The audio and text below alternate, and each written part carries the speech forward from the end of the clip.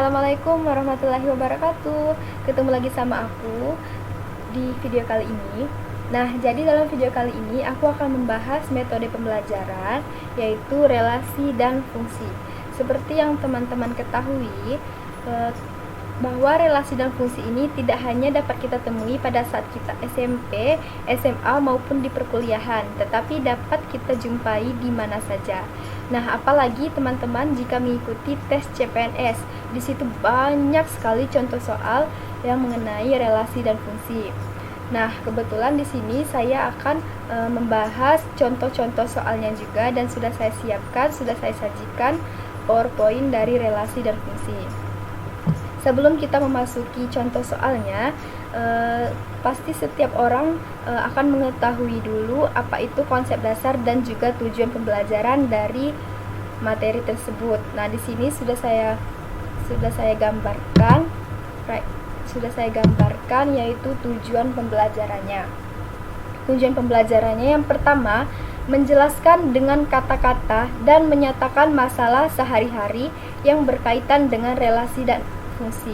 Lalu yang kedua, mendefinisikan relasi dan fungsi. Yang ketiga, memahami perbedaan antara relasi dan bukan relasi. Yang keempat, memahami bentuk penyajian relasi dan juga bentuk penyajian dari fungsi.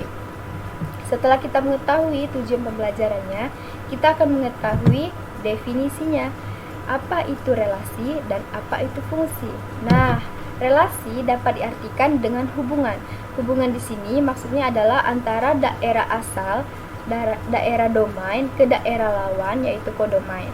Nah, sedangkan fungsi adalah relasi atau hubungan yang memasangkan setiap anggota himpunan daerah asal tempat satu ke himpunan kawannya tadi. Setelah kita mengetahui tujuan pembelajarannya, definisinya, dan juga kita mengetahui cara penyajiannya. Cara penyajian relasi dan fungsi itu ada 3. Yang pertama, diagram panah, diagram kartesius, dan himpunan pasangan berurutan. Diagram panah. Diagram ini membentuk pola dari suatu relasi ke dalam bentuk gambar arah panah yang menyatakan hubungan antara anggota himpunan daerah A atau daerah asal dengan anggota himpunan B, himpunan daerah lawan. Nah, lalu ada juga diagram kartesius. Diagram yang menyatakan relasi antara dua himpunan tadi, dua daerah tadi, daerah asal dengan daerah lawan, yang kemudian dituliskan dalam bentuk dot atau titik-titik-titik. Yang ketiga, himpunan pasangan berurutan, yaitu memasangkan himpunan dua tadi, domain dan kodomain, secara berurutan. Setelah itu kita akan memasuki contoh soalnya.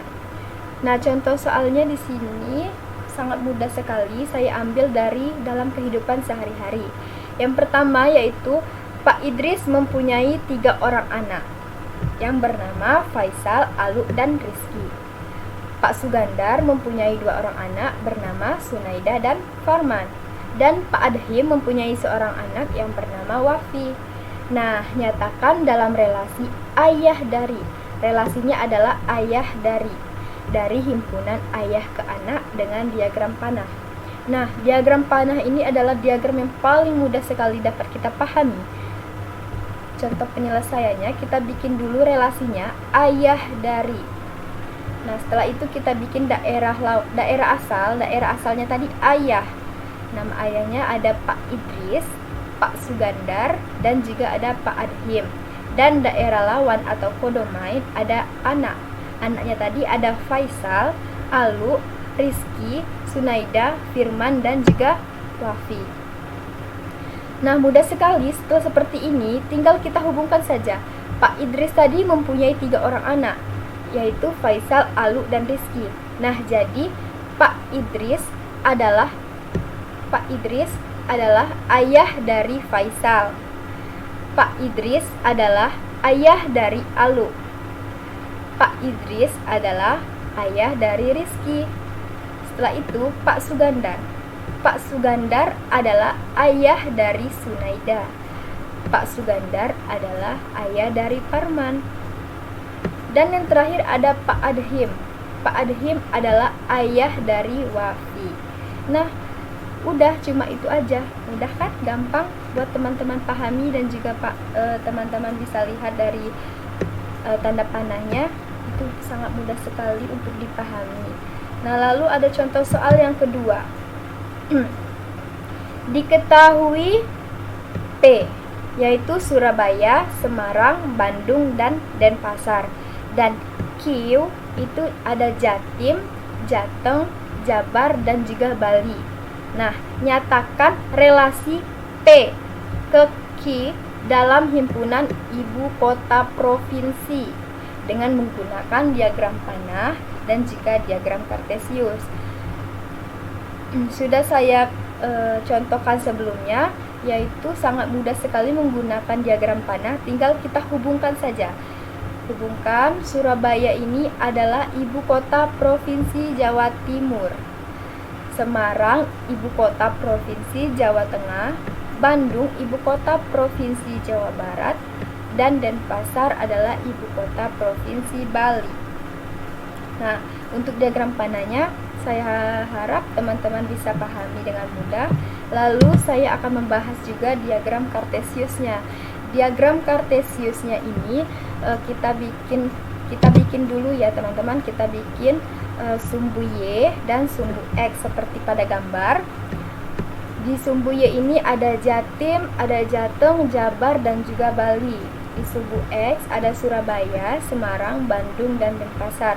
Tinggal kita hubungkan sama seperti diagram panah tadi, tetapi di sini di diagram kartesius memakai titik koordinat. Jatim adalah ini ya. Jatim, Surabaya adalah ibu kota Jawa Timur. Jadi titik koordinatnya ada pada Surabaya dan Jawa Timur. Di sini ya teman-teman titik koordinatnya. Lalu Semarang adalah ibu kota Jawa Tengah. Nah, titik koordinatnya ada pada Semarang dan Jateng. Di sini titik koordinatnya. Lalu Bandung adalah ibu kota provinsi dari Jawa Barat. Nah, titik koordinatnya antara Bandung dan Jabar itu titik koordinatnya di sini.